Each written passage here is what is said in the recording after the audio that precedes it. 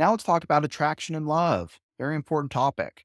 How do we find the people that eventually want to settle down with or have long term commitments with? Psychologists have identified a number of variables such as similarity, proximity, familiarity, and reciprocity.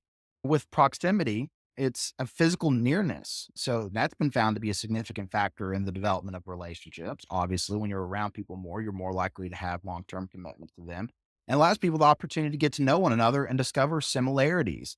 Now, with the creation of online dating through apps and other forms, this has broadened our horizons. It's not just about proximity anymore. I think there needs to be some updating because with the internet and technology, it allows us to meet people that 100 years or even 50 years ago, or even sooner, we wouldn't have met otherwise. But as far as for myself, I can definitely say the reason for my long term commitment was due to proximity or going to the same college. Familiarity also increases the likelihood of attraction as we naturally tend to feel safe with familiar people. The mere exposure effect argues that the more we are exposed to a stimulus, the more likely we are to view it positively. Now, with similarity, that's also an important factor for attraction and love. People tend to marry those or stay committed to those who are very similar when it comes to the age, social class, race, education, physical attractiveness, values, and attitudes, also known as the matching hypothesis. We tend to settle down with people who are similar to us in those factors, as well as reciprocity, which is based on the notion that we're more likely to like somebody if they feel the same way towards us, obviously. Attraction and love continued. Sternberg focused on the notion that all types of love are comprised of three distinct areas: intimacy, passion, and commitment.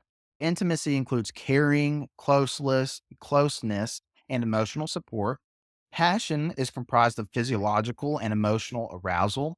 And commitment refers to the cognitive process and decision to commit to love another person and willingness to work to keep that love over the course of your life. Anthropologist Helen Fisher scanned the brains of people who had just fallen in love and observed that their brain chemistry was similar to the brain of an addict on a drug high.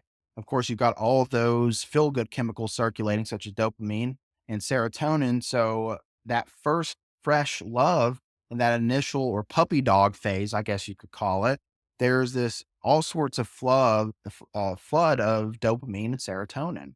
When a person experiences a breakup, the brain processes it, get this, similar to quitting a heroin habit.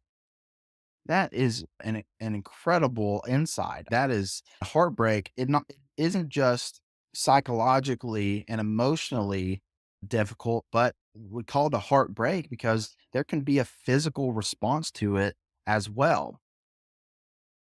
Now, let's talk about engagement in marriage as a continuation. Education also appears to be a strong filter people use to help select a mate, as well as compatibility, physical attractiveness, and proximity. According to the filter theory of mate selection, the pool of eligible partners becomes narrower as it passes through filters used to eliminate members of the pool. And some cultures practice arranged marriages when the families of young people do the work of finding a mate. How do you feel about that? How would you feel about your parents selecting a mate for you? Do you think that they would do a good job? Okay.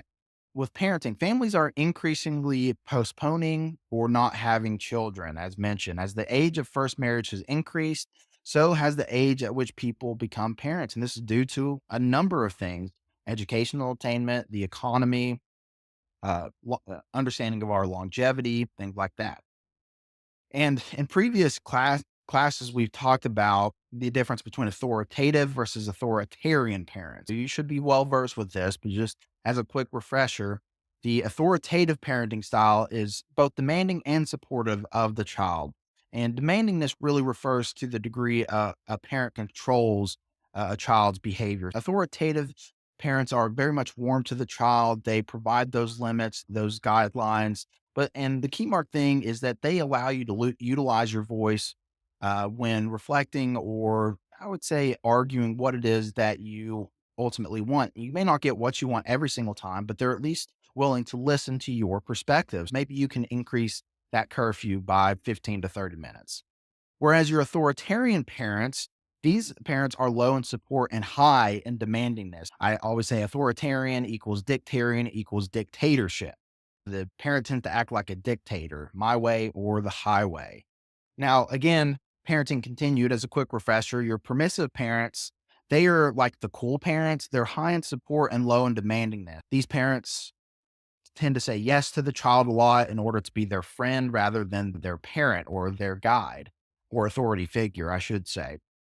And what may tend to happen as a result is these children will get out into the world and they'll have this confidence about them or even a level of cockiness. And they are met into a world where they're not going to get told yes every single time, either by their professors, their bosses, and even in law enforcement. Okay. This may get them into some sticky situations that they have to readjust quickly. Now, your uninvolved parenting style, as I mentioned, they're both low in support and demandingness. In this regard, if they are within the house, it's as good as if they weren't even there to begin with because they don't set any guidelines, any expectations. No warmth is given to the child. It's very just, as mentioned in the word, uninvolved. So let's look at the changing face of parenthood. In Galinsky's stages, the image making stages is first here. So this is planning for a child or pregnancy. They consider what it means to be a parent and plan for changes to accommodate a child. The nurturing stage, which happens during intimacy, this is whenever the main task is to develop an attachment relationship with the child and adapt to the new baby. In the authority stage, during toddler and preschool, the parents create rules and really figure out how to effectively guide their child's behavior. In the interpretive stage, which happens during middle childhood, the parent helps their child interpret their experiences with the social world beyond the family. In the interdependent stage, which happens during adolescence, parents renegotiate their relationship with their adolescent children to allow for shared power in decision making. And then in the departure stage, which happens in early adulthood, parents evaluate their successes and failures as parents.